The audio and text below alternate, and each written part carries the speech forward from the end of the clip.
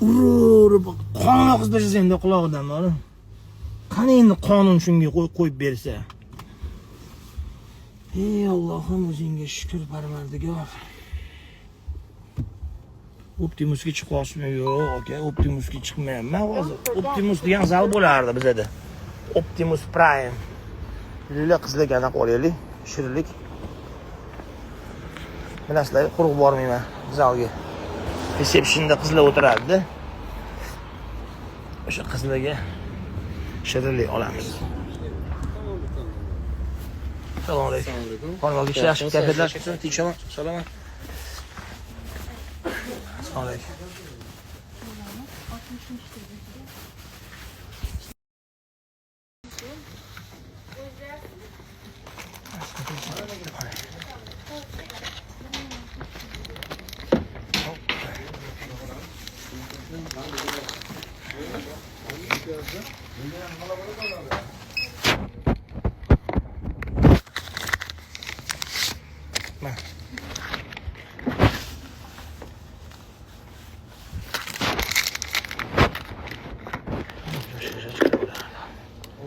Yoshligimizdagi jo'chka. Nech pul ekan mana shu?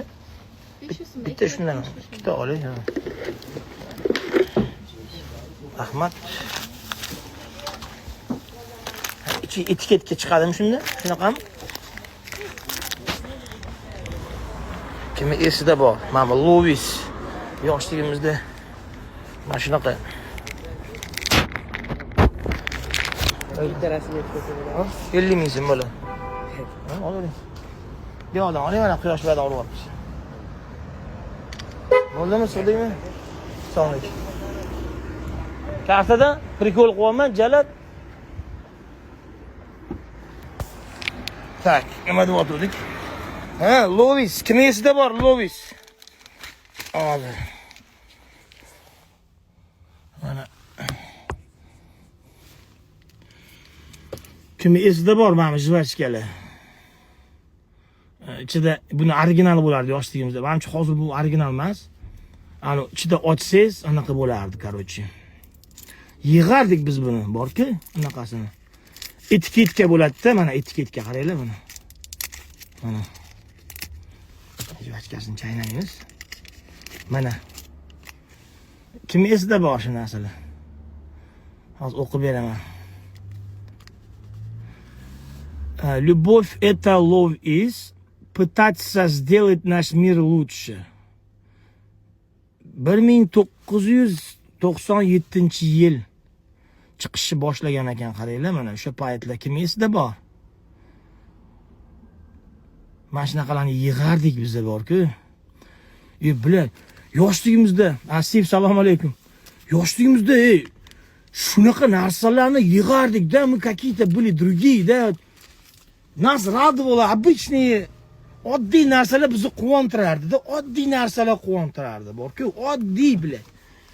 Hozirgi jalab yoshlarni onangni emagur, emchak kattasini olib kelsang ham, unisi ham quvontirmaydi. Unisi ham quvontirmaydi jalab. Yarim bilan hidlaydigan bo'lib ketgan, yarimi bilan bir-biriga gul berib, daysin berib, giylashib ketgan. Nima bo'lyapti o'zi? Это от того, что мы утопаем в дофамине. Ya'ni utopayim dopamini degani dopamin, serotonin, quvonch gormoni. Biz 21-asr insonlari quvonch gormoniga ko'milib qoldik. O'sha gapga yana qaytamiz. Ya'ni nima? Amino hardcore nazarchilik qilishda amino hardcore baribir yana boshladi sport. Nima? Sport Hitler maqtanish vijdoni boshqatdan qo'yasiz, deyman. Amino hardcore menimcha katta biznesda. Vaqtida amino hardcore'da laboratoriya qog'ozi bo'lganmiz-da, biz olib borganmiz yerinmasdan. Ichida anaqa chiqqan. O'tirmaydi. Metil testosteron. Bu degani yomon yoki yaxshi degani emas, bu degani просто metil testosteron bor degani. Ya'ni o'sha metan deganda, o'sha steroid bor degani. Просто steroidni осознанно iste'mol qilish boshqa. Ya'ni осознанно degani bilib turib ukolini yo tabletkasini ichgan urgan boshqa, ya'ni bilib turib bilib olsiz, что buni keyin baribir gepatoprotektorlar ichishingiz kerak. Ya'ni o'sha jigarga oralniy steroid bo'lganiga jigarga zarar bo'lib qolmasligi uchun gepatoprotektorlar ichasiz. Yoki o'sha analizda topish prolaktin, estradiol, bilmasdan ichsangiz yoki iste'mol qilsangiz. Bilmasdan iste'mol qilsangiz, yo'qda o'sha jigar zarar ko'rishi mumkin, tuxumdonlar kichkina bo'lib qoladi. O'zi aminokislota, ya'ni 22 ta aminokislotalar zanjiri, litsin, izolitsin, valin, uning ro'yxati juda katta. Oqsillar zanjiri, bu yomon narsa emas. Lekin o'sha bir vaqtlar o'sha amino hardcore ichiga ozgina o'sha parashkovoy holatda o'sha steroidlarni solgan maqsad nima ko'zlangan? Maqsad ko'zlanganki, ya'ni bu tovarni bozorda sotuvi zo'r bo'lishi maqsad ko'zlangan. Sotuv qachon zo'r bo'ladi? Sotuv effekt zo'r bo'lganda bo'ladi.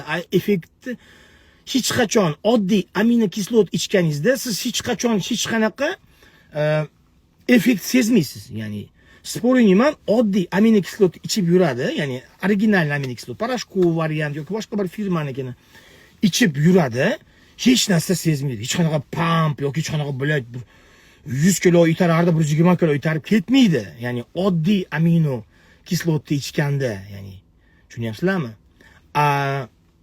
Unga ozgina savdosi zo'r bo'lish uchun doping bir vaqtlar qo'shib sotishgan va bitta bola uni ichib turib 7 kilo, 6 kilo ves olgandan keyin, ishgandan keyin u sarafanli radio, ya'ni u o'rtog'iga aytadi yoki o'rtog'i shundoq ham ko'radi ko'zi bilan. "Sen deydi, 2 oyda deydi, qanday o'zgarib ishib ketding" deydi, misol uchun. U aytadi, "Men buni ichib o'tdim" deydi. U keyin bunga aytadi, bu ham ichadi, u unga aytadi. 10 ta boladan 8 ta yo 9 tasiga u shunaqa effekt berardi oldinlari, ya'ni o'sha vazn oladi. Любой steroidlar olamida barcha steroidlar suv yig'ish effektida ishlaydi o'zi aslida, ya'ni tanaga suvni yig'adi. Xuddi bir kreatinga o'xshab suv yig'adi. Go'sht suvda yaxshi o'sadi-da o'zi aslida. Shuning uchun bir vaqtlar shunaqa narsa bo'lardi. Amino hardcore degan narsa bo'lardi.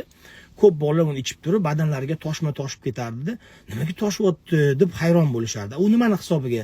Gormonalniy burilish bor tanada, ya'ni o'sha haliga aytganimdek bitta erkakda 2-3 ta testosteron bo'lgandan keyin, ya'ni miqdori ko'payib ketgandan keyin u prolaktin bo'lish boshlaydi, aylanishni boshlaydi. Estradiol, prolaktin, ya'ni ko'krakda ginekamastiya chiqishi boshlaydi. Ya'ni tanada ortiqcha testosteron bo'lgandan keyin unda konvertatsiya ketadi.